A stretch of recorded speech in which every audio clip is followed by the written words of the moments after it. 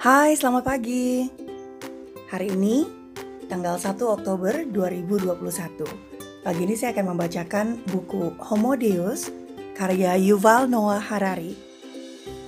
Sebagai catatan, buku yang saya baca adalah buku berbahasa Inggris yang kemudian saya baca, lalu saya ringkas dengan menggunakan bahasa Indonesia.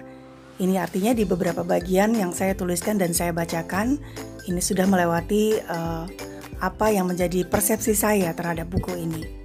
Baiklah teman-teman, sebelum saya mulai membacakan, jika teman-teman berkenan membantu kanal YouTube ini untuk bisa tetap tumbuh, silahkan klik tanda subscribe yang belum sempat. Kalau mau klik tanda like juga boleh, di-share juga boleh. Sub bab 2, halaman 105 sampai dengan halaman 106. The Agricultural Deal. Kesepakatan pada masa bercocok tanam.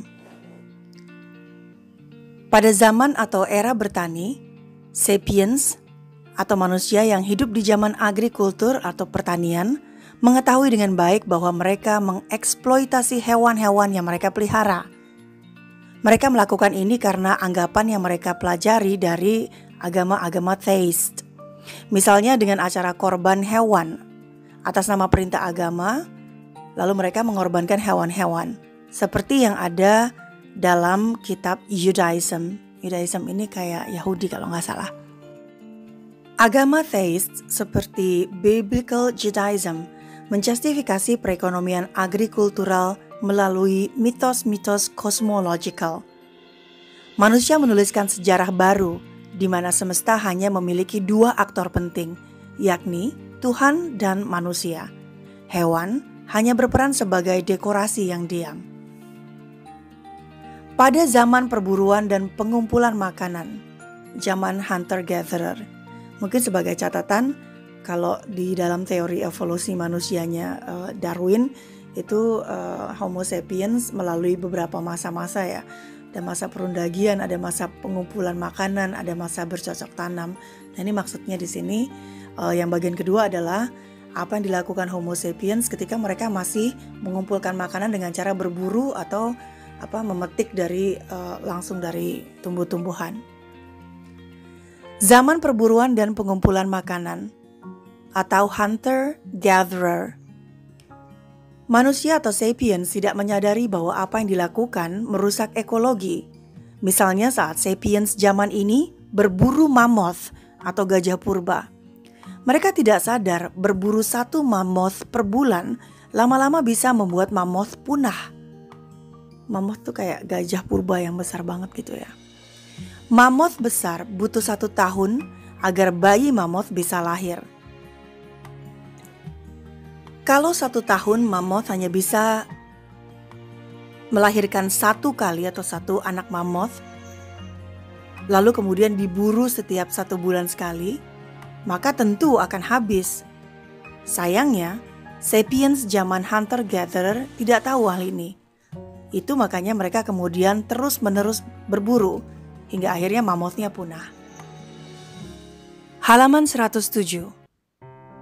Kita menganggap bahwa agama-agama theist hanya menganggap bahwa Tuhan adalah satu-satunya hal yang disanctified atau dianggap mulia. Padahal sebetulnya agama-agama theist juga memuliakan manusia. Sapiens akhirnya menjadi tokoh pahlawan sentral, di mana semesta berputar di sekelilingnya. Tuhan atau dewa akhirnya hanya diberi 2 peran. 1, menjelaskan keistimewaan-keistimewaan manusia dan mengapa memang seharusnya manusia diperbolehkan untuk mendominasi dan mengeksploitasi makhluk lain. Seperti pada kepercayaan Kristiani yang menganggap bahwa Sang Pencipta memberikan kuasa pada manusia. Ini mengapa eternal soul atau jiwa abadi kemudian hanya diberikan pada manusia. Karena menurut mereka hewan tidak punya jiwa. Kedua, Tuhan berperan sebagai mediator antara manusia dengan ekosistemnya. Pada zaman animistik, misalnya, jika sapiens membutuhkan sesuatu dari seekor rusa karibu atau pohon fig, awan, batuan, maka sapiens akan langsung berbicara dengan mereka. Pada zaman agrikultural di mana agama theis mulai muncul, Sapiens tidak lagi berbicara langsung dengan tanaman dan hewan. Jadi, kalau manusia membutuhkan sesuatu misalnya, agar tanaman bisa subur, kemana mereka harus meminta?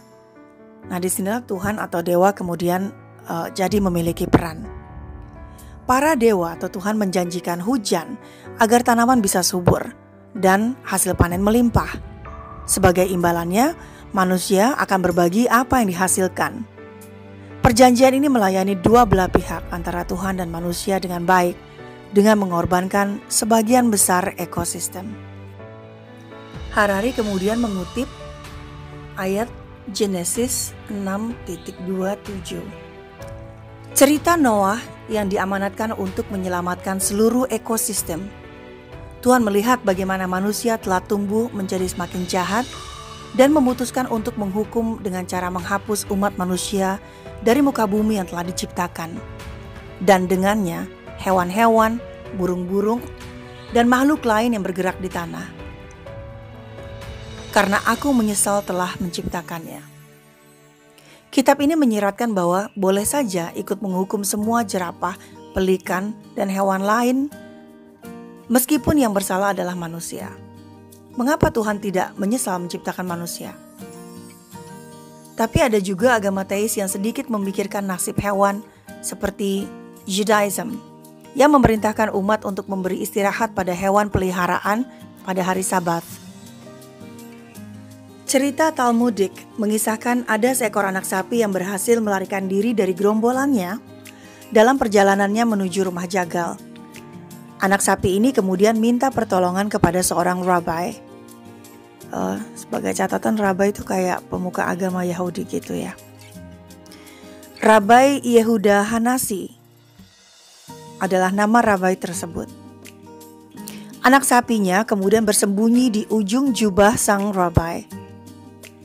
Sang rabai tersebut mendorong anak sapi dan berkata, "Pergilah, karena engkau memang ditujukan untuk tujuan ini." Maksudnya dipotong. Tuhan marah dan menghukum sang rabai dengan memberinya sakit yang harus ditanggung selama 13 tahun. Pada suatu hari, pembantu dari sang rabai sedang membersihkan rumah dan menemukan bayi-bayi tikus. Si pembantu buru-buru hendak menyingkirkan bayi-bayi tikus itu. Namun ini kemudian dicegah oleh Rabai Yehuda yang segera menolong si bayi tikus. Karena Tuhan baik pada semua yang telah diciptakan. Psalm 145.29.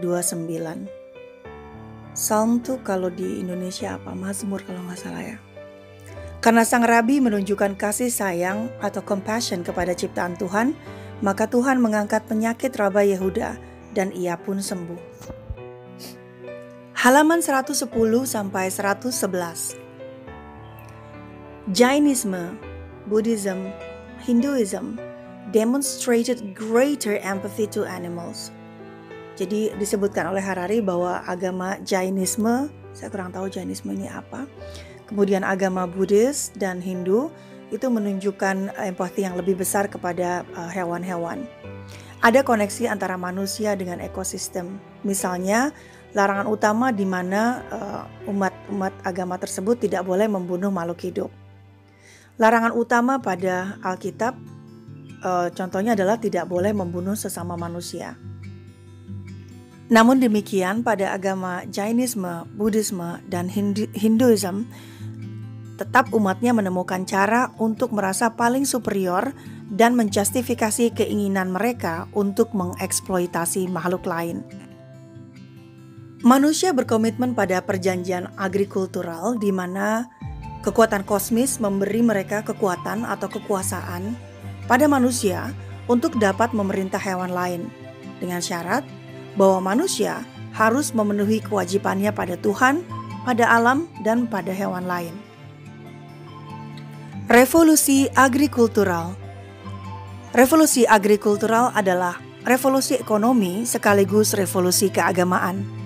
Keterhubungan ekonomi baru muncul bersamaan dengan berbagai jenis kepercayaan keagamaan baru yang menjustifikasi eksploitasi baru yang brutal pada hewan-hewan. Pada era ini hewan-hewan mengalami kemunduran dari makhluk yang dihormati sampai akhirnya hanya menjadi properti atau barang yang dimiliki. Halaman 112 dan 113. Ini berlanjut. Manusia mulai memperlakukan sekelompok manusia lain sebagai properti atau kepemilikan. Misalnya, di zaman Mesir kuno atau Cina di mana legal memiliki budak. Atau ketika para raja memperlakukan petani semena-mena. Catatan Evi, asal muasal diskriminasi manusia lain yang derajatnya dianggap lebih superior atau inferior. 500 Years of Solitude. Kesunyian atau kesendirian 500 tahun. Halaman 112 sampai dengan 113. Pada zaman Agricultural Revolution atau revolusi pertanian atau revolusi agrikultural, manusia membungkam hewan dan juga tumbuhan. Pada zaman Scientific Revolution atau revolusi zaman ilmiah, manusia juga berupaya membungkam Tuhan. Manusia kini menjadi aktor tunggal yang menguasai dunia. Pemburu zaman purba bertanya langsung pada hewan tentang apa yang ia butuhkan. Petani zaman purba meminta pada Tuhan apa yang dibutuhkan dari hewan atau tanaman. Sapiens masa kini di zaman scientific. Jika misalnya para researcher di Nestle ini perusahaan yang terkenal produk-produk makanan ya, yang banyak menggunakan susu, coklat dan lain-lain. Jika misalnya para researcher di Nestle membutuhkan lebih banyak susu dari sapi, maka siapa yang akan mereka tanya? Mereka akan meneliti sendiri gen sapi, bagaimana caranya memproduksi susu lebih banyak dari sapi-sapi tersebut. Sebenarnya, pada zaman revolusi saintifik pun, manusia mencipta atau menentukan sesuatu dengan basis apa yang dia pelajari dari agama. Misalnya, cerita Isaac Newton yang menemukan teori gravitasi saat ia merenung di bawah pohon apel. Ini sebenarnya sama dengan cerita pohon pengetahuan dalam Alkitab. Kemudian Harari menceritakan perbandingan dan persamaan antara dua kisah ini ya. Kisah dalam Alkitab dan kisahnya Isaac Newton. Cerita dalam Alkitab, pohon apel berada di Taman Eden atau Taman Firdaus atau surga. Lalu cerita Newton, pohon apel berada di Woolsthorpe, Lincolnshire. Cerita Alkitab misalnya, ular bertemu dengan Siti Hawa atau Eve di pohon apel. Sedangkan ceritanya Isaac Newton sedang merenung, kemudian tiba-tiba apelnya jatuh ke bawah dan dia melihatnya. Dia merenung, kemudian berpikir mengapa apel jatuhnya ke bawah. Lalu berikutnya, keingintahuan Eve atau Hawa berbuah hukuman dan akhirnya manusia jatuh ke bumi. Ceritanya Newton, keingintahuan Newton melahirkan teori gravitasi dan manusia lain memujanya. Theist religions atau agama-agama theist pada zaman revolusi agrikultural melahirkan atau membangkitkan agama theist. Apapun yang dilakukan manusia atas nama Tuhan. Scientific revolution atau revolusi ilmiah melahirkan agama-agama humanis. Manusia menggantikan posisi Tuhan. Ini menurut Harari ya. Contoh, lahirnya liberalisme, komunisme atau nazisme. Nazis. Apapun yang dilakukan atas nama manusia. Halaman 115. Semua yang terjadi di dunia, bagus atau buruk, impact atau dampaknya ke manusia bagaimana? Kalau memberi dampak yang baik ke manusia, maka ini akan dianggap bagus atau baik. Jika sesuatu yang terjadi tersebut memberi dampak yang tidak menguntungkan bagi manusia, maka manusia akan menganggap hal ini sebagai hal yang tidak baik atau buruk. Misalnya seperti ini. Peternakan atau perkebunan di era industrial memberikan kekuatan pada manusia untuk melakukan jauh lebih baik daripada zaman agricultural revolutions. Ilmu sains memperbolehkan firma-firma modern untuk menaklukkan sapi, babi, dan ayam untuk produksinya lebih baik lagi, lebih banyak lagi ketimbang di zaman revolusi agrikultural. Contohnya, inseminasi buatan pada sapi tanpa pejantan bisa menghasilkan anak sapi dan seterusnya. Peternakan babi, misalnya peternakan babi di zaman Mesir kuno. Babi dipelihara di rumah, kemudian makan makanan sisa yang ada di rumah. Kemudian babi akan mudah terkena epidemi, lalu babinya bisa mati. Sementara di zaman sains modern, penelitian mengenai bakteri dan virus dilakukan.